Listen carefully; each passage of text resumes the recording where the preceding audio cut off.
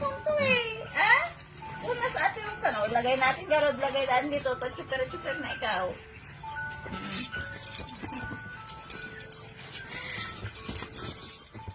Eh, ate Roxanne yan eh.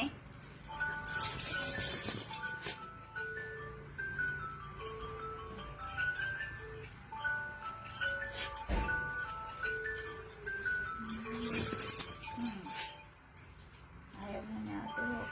Ayaw mo sisirain na.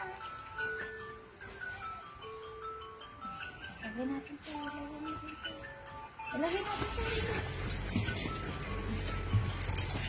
yan na. Ayaw na ate Rox. Medyo lugan na.